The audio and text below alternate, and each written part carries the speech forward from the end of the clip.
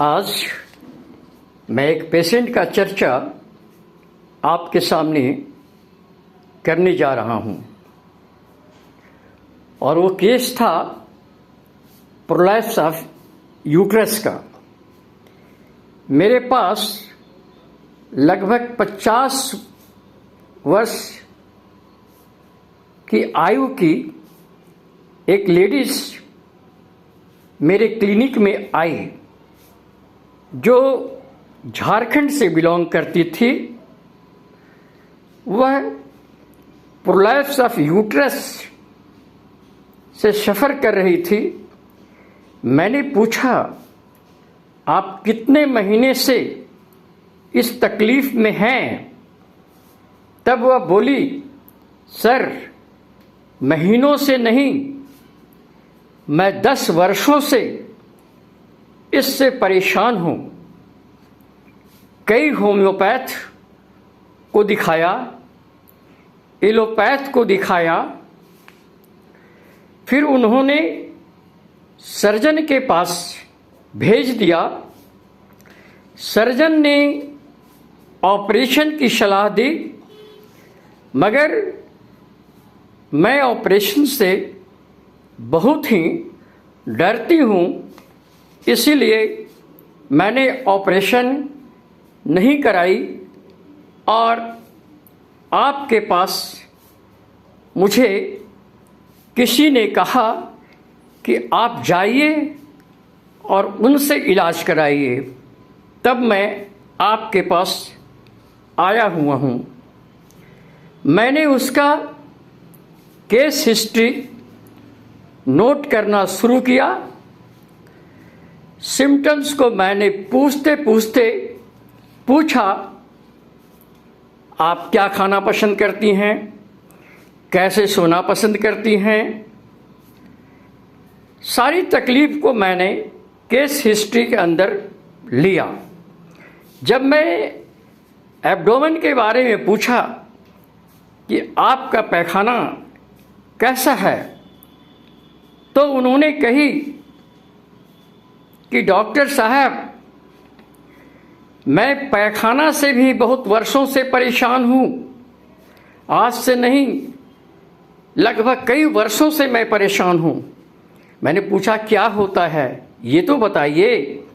उन्होंने कहा कि 2-4 दिन छोड़ करके हफ्ता में 1-2 दिन 4 दिन गैप होता है और कई दिनों तक मुझे ऐसा होता है कि मेरा पैखाना सुबह में लगता है।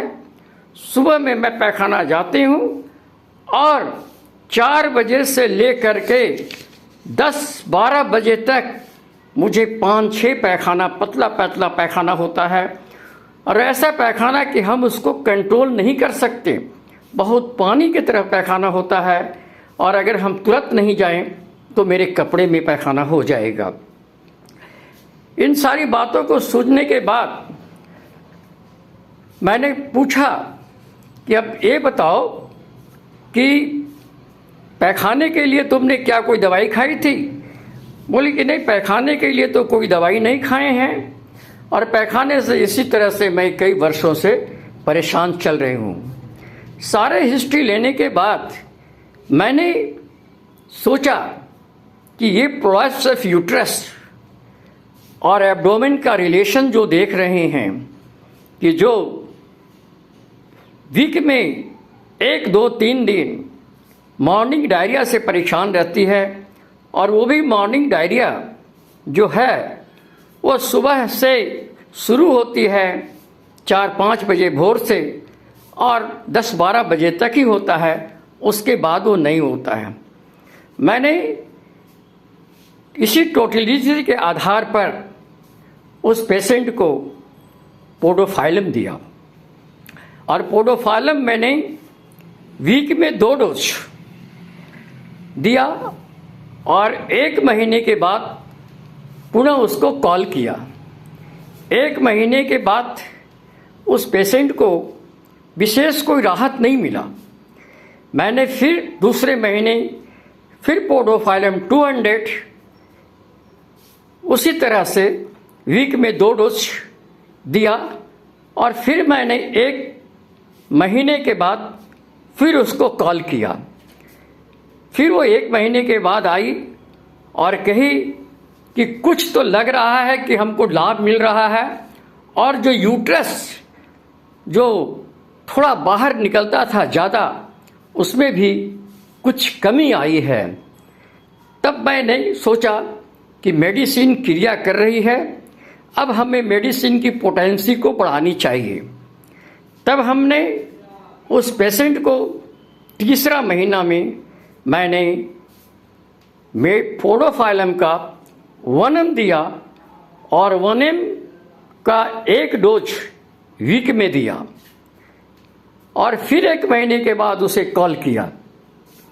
1 महीने के बाद वो बताई कि पहले से हमको राहत मिल रहा है, जितना मैं पहले परेशान रहते थे अब उस तरह से परेशानी मुझे नहीं है। फिर मैंने अगले महीने के लिए पोडोफाइलम 1 ml का 1 डोज वीक में दिया और 1 महीने के बाद फिर मैंने कॉल किया। जब वो चौथे महीने मेरे पास आई तो देखा कि वो संतुष्ट है, उसे बहुत ही राहत मिल रही है। तो ऐसी स्थिति में मैंने कहा कि इस बार इसको 1 ml वीक में नहीं देंगे, 15 दिन पर इसको हम देते हैं और वीक में न दे करके 1 डोज 15 दिन के बाद हमने दिया और 2 डोज देने के बाद इस पेशेंट को फिर हमने 1 महीने के बाद कॉल किया और उससे उसकी जो तकलीफ़ें थी उसमें बहुत राहत मिलते जा रही थी। और अगले महीने में 5वां 6ठा महीना जब आया तो भी मैंने 15 दिन पर 1 डोज दिया और इस तरह से मात्र 6-7 महीने के ट्रीटमेंट में उसे बहुत राहत मिल गया और वो बहुत खुश थी। और उसके बाद हमने 7वां महीना में मेडिसिन फाइटम दे करके छोड़ दिया और फाइटम देने के बाद वो महसूस कर रही है कि अच्छी हूँ। और 8वां महीना में भी हमने फाइटम ही दिया और उसके बाद वो ठीक महसूस कर रही है। फिर हमने महीने में 1 डोज पोडोफाइलम दे करके छोड़ दिया और उसके बाद 9वां महीना आई, वो भी ठीक ठाक चल रहे थे। और अगले महीने फिर हम 10वां महीना पोडोफाइलम का 1 ml का 1 डोज दिया और उसके बाद कहा कि अब तुमको ठीक रहेगा, अब आने की ज़रूरत नहीं पड़ेगी। और वो ठीक महसूस करने लगी और आकर के सारी कहानी बताई कि अब हमारा उस तरह का प्रोलैप्स यूट्रस जो होता था, बच्चेदानी जो बाहर आ रही थी, वो भी नहीं आ रहा है, मेरा पैखाना भी ठीक है। और उसके बाद हमने उस पेशेंट का मेडिसिन बंद कर दिया। तो हमारी होम्योपैथिक मेडिसिन जो है, अगर हम टोटलिटी को समझ ले, अगर हम केस को समझ ले, अगर मेटेरिया मेडिका के अनुसार उसका अध्ययन कर ले, तो हम किसी पेशेंट को सर्जिकल केस को भी, ये सर्जिकल केस की तरफ जा रहा था और सर्जिकल केस को भी हम आसानी से आराम कर सकते हैं। तो ये हमारा होम्योपैथी का चमत्कार नहीं बल्कि डॉक्टर की मेहनत कहा जाए। और इसी तरह से किसी भी डॉक्टर अगर मेहनत करता है तो एक चमत्कार के रूप में नहीं बल्कि उसकी मेहनत का परिणाम निकलता है। और हर होम्योपैथ हम किसी भी पेशेंट को अच्छे तरह से आराम कर सकते हैं। धन्यवाद। आपका डॉक्टर कल्याण स्वरूप, गया, बिहार।